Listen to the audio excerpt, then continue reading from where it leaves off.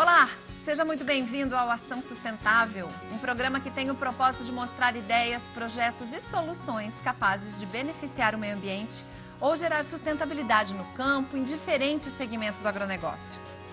No programa de hoje, eu recebo aqui no estúdio o presidente executivo da Absolar, é a Associação Brasileira de Energia Solar Fotovoltaica. Você vai saber o que é isso. Eu vou conversar com o Rodrigo Sawaia. Nós vamos falar também sobre os desafios da geração de energia solar aqui no Brasil. No quadro Ideia Sustentável, nós vamos conhecer melhor a agricultura sintrópica, um sistema que junta na mesma área a produção agrícola e recupera áreas degradadas, protegendo o meio ambiente. O Ação Sustentável começa agora.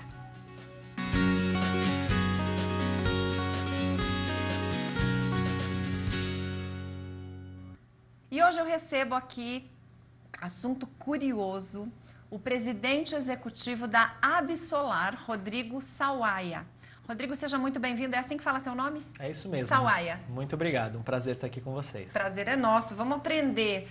Eu falei que é um assunto muito interessante pelo seguinte: o produtor rural que está nos vendo, ele não sabe que ele tem uma alternativa de renda na propriedade dele, é isso? É isso mesmo. E também uma forma de reduzir os custos e ganhar produtividade. Nossa, então, além dele ganhar um pouco mais, ele reduz os custos e ele aumenta a produtividade. Exatamente. Que mágica é essa? Estamos falando de energia solar. Energia solar fotovoltaica. Qual é a diferença de... Quando se fala em energia solar, existe outra que não seja fotovoltaica? Existe. Na verdade, os brasileiros já usam há mais tempo o sol, né? No campo, o produtor rural já sabe da importância do sol para produzir os seus produtos agrícolas. Mas, além disso, para usar na secagem de grãos, ele pode utilizar também para esquentar água para o chuveiro. Esse é o aquecimento solar. Mas a energia solar fotovoltaica, ela permite que esse produtor rural utilize o sol para produzir energia elétrica.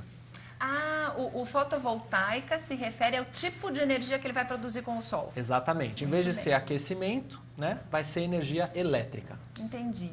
E no Brasil isso é pouco utilizado, apesar da gente ter um Brasil mega ensolarado, país tropical. Por que que isso é tão pouco utilizado aqui? Eu estava olhando aqui, para você que se interessa pelo assunto, a Absolar tem um... É um informativo? É um infográfico. Infográfico, mensal. Mensal. E eu estou olhando aqui o que saiu agora do forno, e ele está dizendo aqui para mim que nós temos 1,2% só da energia toda utilizada no Brasil que vem da fotovoltaica. Ainda só isso, é muito pouco. Samantha, você falou certinho, né? A gente ainda precisa avançar com essa tecnologia. O Brasil ele tem um potencial gigantesco. Para as pessoas terem ideia, hoje a matriz elétrica brasileira inteira tem 165 gigawatts. Né? Essa é a potência instalada que a gente consegue produzir de energia elétrica utilizando a água, utilizando o vento, a biomassa, fontes fósseis como carvão, óleo, gás e também a solar, né? Nuclear também. No total, 165 gigawatts. A maior parte nossa é hídrica, né? São as hidrelétricas. Aí a gente tem eólica com 8%, 8,7%, biomassa, petróleo, que você diz petróleo aqui é carvão. Não, esse daqui é óleo combustível, é queimar o petróleo para gerar energia elétrica. Queima de óleo para gerar energia, tá. Posso falar aqui como se fosse o gerador da fazenda. Isso, é um gerador, exatamente. Tá. E aí, essa energia nossa fotovoltaica, que é de graça. Eu moro em Ribeirão Preto, gente. Lá tem um sol para cada pessoa. Não sei como é que a gente não produz ainda toda essa energia elétrica do sol. Por que essa incidência é tão baixa ainda?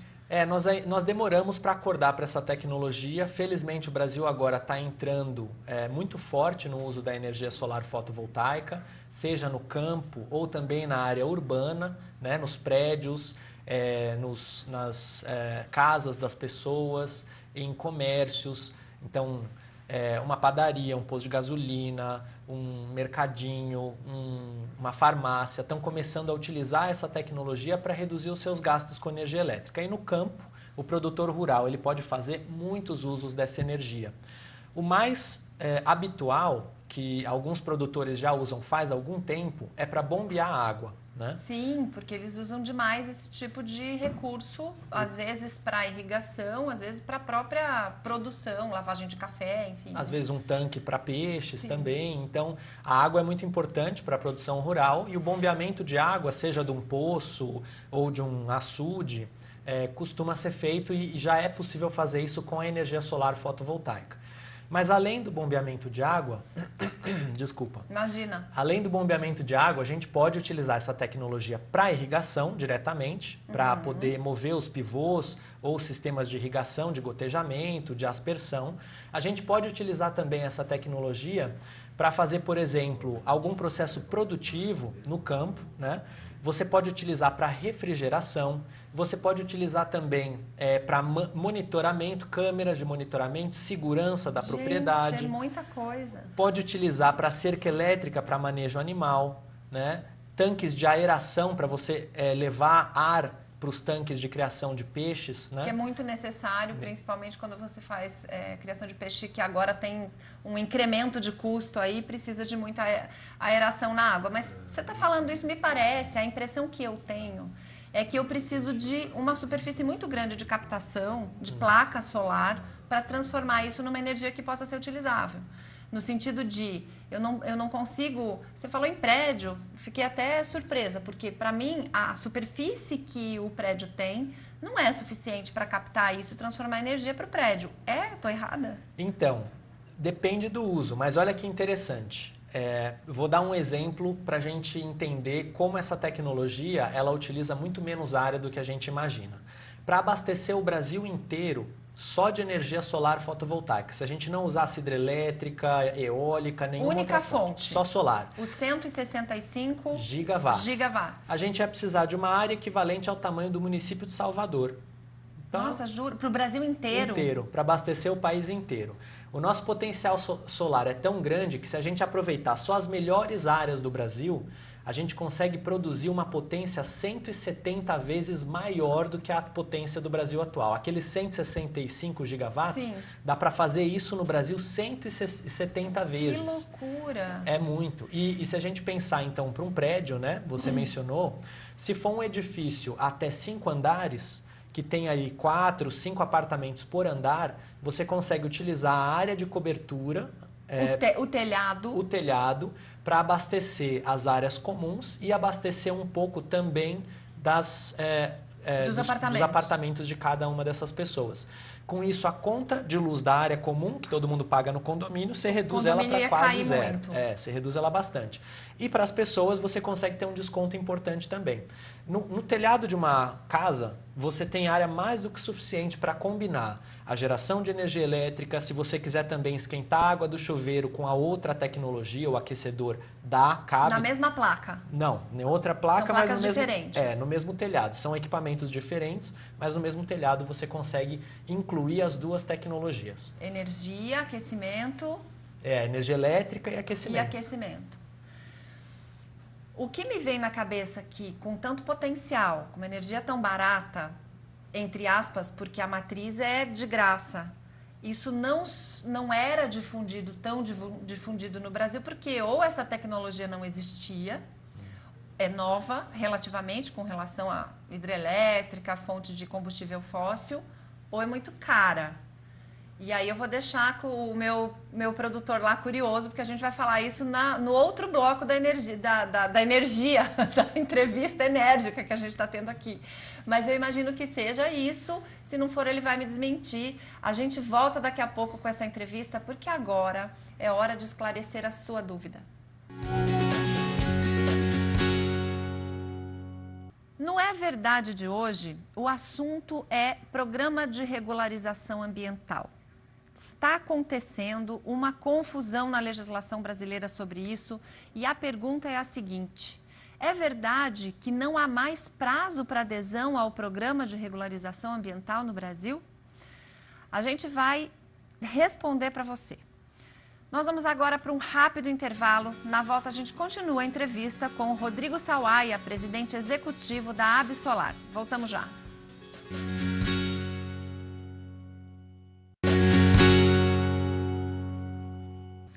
De volta com a Ação Sustentável. No primeiro bloco, nós deixamos aqui uma pergunta para você, uma questão em aberto de um produtor que me perguntou o seguinte: é verdade que não há mais prazo para adesão a programas de regularização ambiental no Brasil? E, infelizmente, a resposta é sim, é verdade. Por quê? Lá atrás, quando houve a publicação da lei do Código Florestal, existia um prazo para se fazer o CAR, que é o Cadastro Ambiental Rural, e não havia prazo para o produtor aderir ao programa de regularização. Depois houve uma modificação na lei, os estados deveriam ter feito seus programas de regularização ambiental, porque a competência de fazer essa regularização é dos estados. Alguns estados fizeram, outros não, mas numa modificação legal foi colocado um prazo de adesão ao PRA que ia até dezembro de 2018, ano passado. Passou esse prazo e foi editada no finalzinho do ano passado uma medida provisória que estendia esse prazo até o final de 2020. Então, haveria mais 2 anos para adesão ao programa de regularização ambiental, principalmente pela dificuldade dos estados em criar esses programas. E aí, essa medida provisória, como era provisória, foi votada na Câmara e não foi votada no Senado. Portanto, hoje a situação é de que não há prazo para adesão ao programa de regularização e a gente espera alguma ação do governo para dar essa opção ao produtor rural. Então, infelizmente, sim, é verdade. Se você que está assistindo a gente tem alguma dúvida, não sabe se aquilo que você ouviu por aí é verdade, manda sua dúvida para a gente. É só mandar para o nosso WhatsApp, que é o 11 94258 9183, ou pode entrar em contato direto com a nossa produção pelo telefone 11 3131 3719. Agora é a hora e a vez da participação de quem ajuda a gente a produzir esse programa. Vamos agora ao Pode Falar. Nós temos outros tipos de assistência, né, que vai em encontro com o meio ambiente, preservação ambiental. A gente, inclusive, faz hoje uma parceria com a Copasa no programa Pró-Mananciais, que a gente tem feito uma recuperação da bacia do córrego que abastece o município, e Nazareno. E lá nós estamos fazendo cercamento das nascentes, bacia de contenção de enxurradas, controle de erosão, com curvas de nível, cordões de contorno. É um trabalho intensivo para que a gente preserve a água para o futuro. O produtor, inclusive, ele tem que ver que, com isso, ele faz a sustentabilidade da propriedade. Ele intensiva, ele vai poder ter mais animais, uma maior produção, usando menos área, e com isso ele preservando as suas áreas ainda. E ele está começando a entender que ele tem que preservar para que ele possa deixar para o filho, para o neto, e isso não pode parar por aí. Ele não pode produzir hoje e futuramente não ter o que deixar para os filhos deles, né?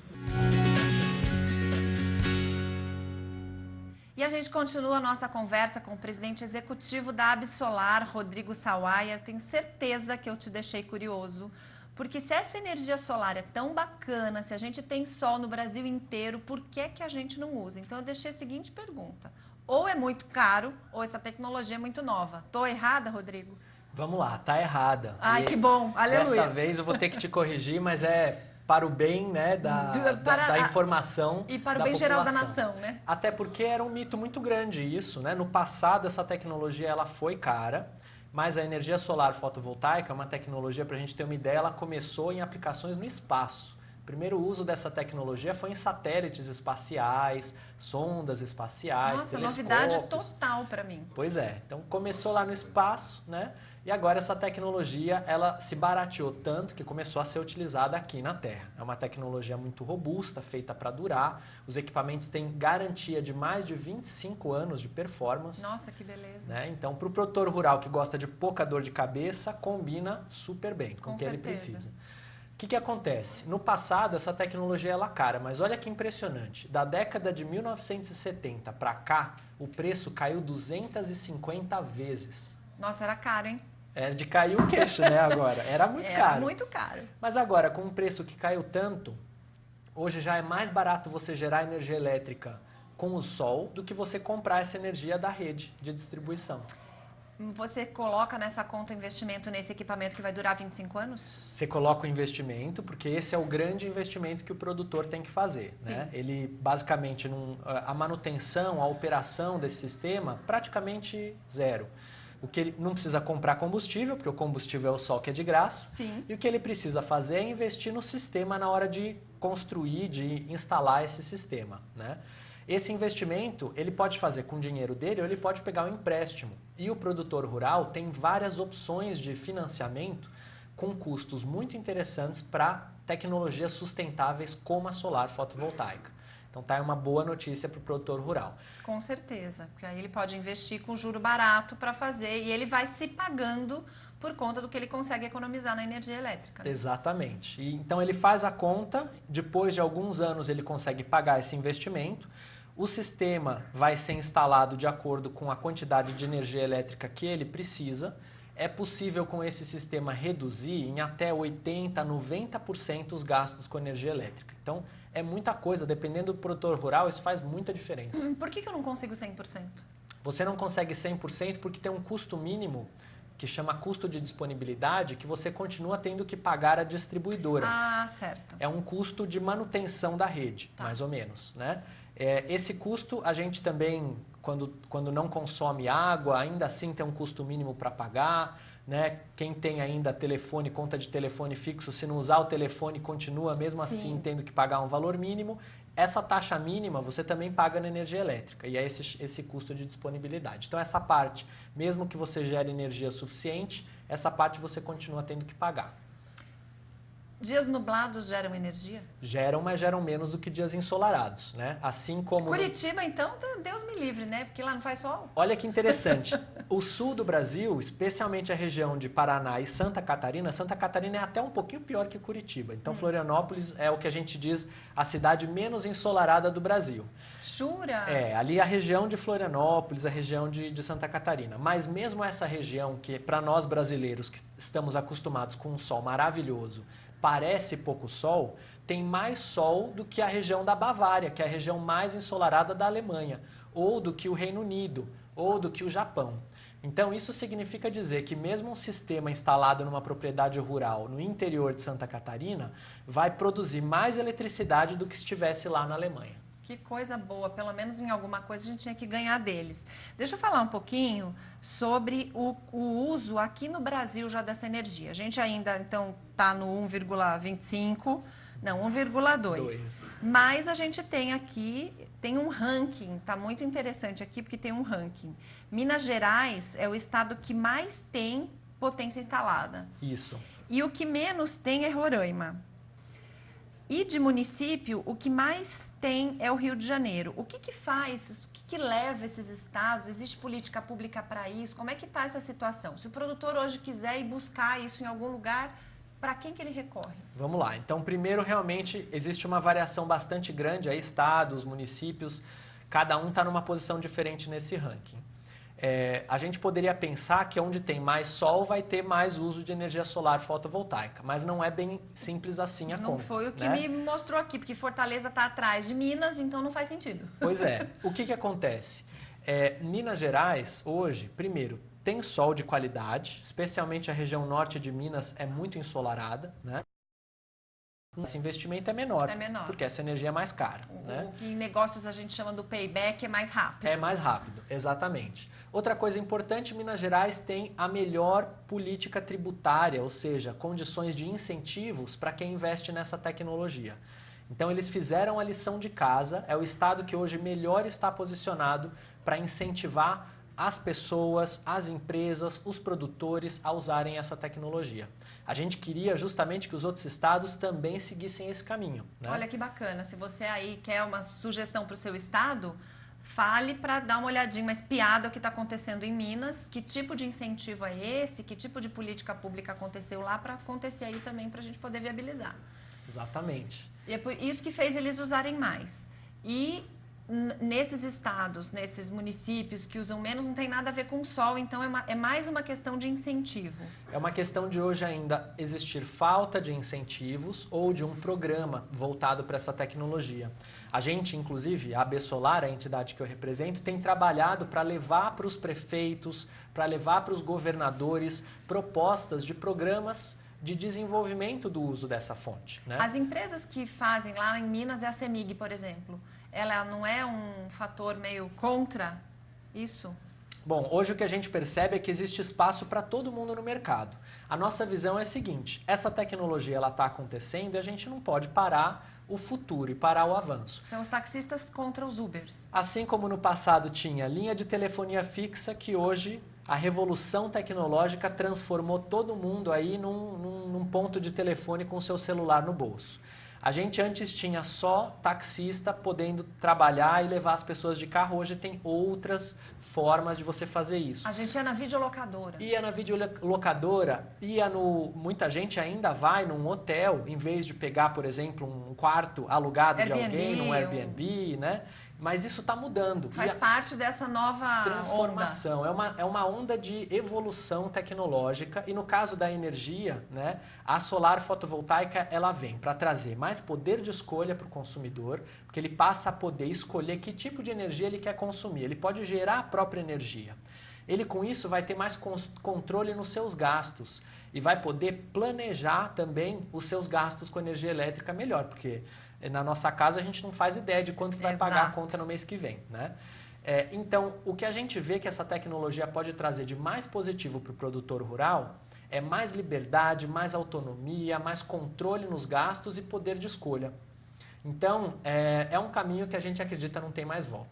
Então, em 1 minuto, o que você diria para esse produtor rural que está nos vendo, que quer mudar a sua matriz energética por milhões de fatores, como você já colocou, e eu colocaria aqui no Ação Sustentável a sustentabilidade dessa energia, né? Porque certeza, embora a hidrelétrica seja sustentável, a energia solar é muito melhor nesse ponto. O que você diria para ele? Qual que é o primeiro passo? Onde ele vai? Primeiro passo, né? Você produtor que está interessado nessa tecnologia, busque primeiro, conhecer a sua conta de energia elétrica, com ela debaixo do braço, busque uma empresa especializada em energia solar fotovoltaica, faça uma cotação para aprender quanto custaria para reduzir a sua conta, né? 50%, 80%, 90% desses seus gastos. Busque linhas de financiamento, no site da Besolar tem lá de graça disponível para você consultar mais de 70 linhas de financiamento no Brasil. E busque também conhecer mais de perto essas alternativas de uso da tecnologia. Por exemplo, é possível hoje combinar a produção no campo, na mesma área com a produção de energia elétrica. É uma novidade que chama agrofotovoltaica. Ele pode, em vez de fazer uma cobertura para a sua hortaliça, por exemplo, para proteger ela do sol intenso. Uma cobertura normal, ele faz uma cobertura que gera energia elétrica, uma cobertura fotovoltaica. Gente, nesse programa aqui, ó, vocês aprendem tudo de bom. Rodrigo, muito obrigada. Obrigado. Foi um grande prazer ter você aqui. E o intuito desse programa é exatamente esse, é mostrar que dá para ser sustentável e que isso, inclusive, é rentável. Pode economizar com sustentabilidade. É isso mesmo. Muito obrigada. Obrigado. E agora a gente vai para o nosso Ideia Sustentável.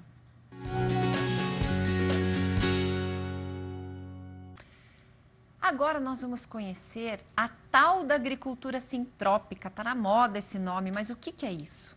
É um sistema de cultivo que concilia produção agrícola e recuperação de áreas degradadas. Veja aí.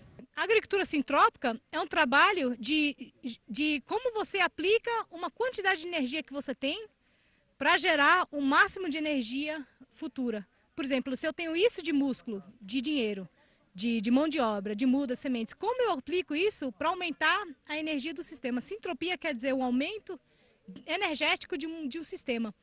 E o nosso grande desafio com o trabalho com a agricultura sintrópica é como que a gente gera renda para os agricultores e, ao mesmo tempo, regenera drasticamente um sistema, uma terra degradada. E o ser humano tem a capacidade de regenerar uma terra drasticamente, com uma alta velocidade, e gerar renda, ter uma produção de frutas, de madeiras, horticultura, raízes, ciclos curtos, animais, gado, galinha, tudo consorciado com floresta. E o trabalho com a agricultura sintrópica tem um grande potencial de regenerar a cantareira que temos hoje, né? O fornecimento de água do sistema de São Paulo. Então, a gente aplicar os princípios da agricultura sintrópica, de aumento de energia do sistema, a gente consegue não só gerar renda para os produtores, mas também regenerar, trazer de volta a água. Como o sistema diz, água, a gente está aumentando a quantidade de água com plantio de florestas. Por exemplo, eu plantar uma fruticultura, gero renda para um agricultor e ao mesmo tempo eu consigo aumentar a precipitação da região. Então esse é o grande desafio, como que a gente faz um plantio de uma floresta que gera renda, que é produtiva e que regenera a terra, que aumenta a quantidade de água do sistema e traz de volta vida para o sistema. Eu acredito na sustentabilidade. Olha a simplicidade e, ao mesmo tempo, a riqueza, né, das informações. E o Ação Sustentável fica por aqui. Se você Quiser rever o conteúdo desse programa, é só acessar a nossa página lá na internet, www.tvterraviva.com.br ou no novo aplicativo do canal disponível no Google Play. Muito obrigada pela sua companhia e até o próximo Ação Sustentável.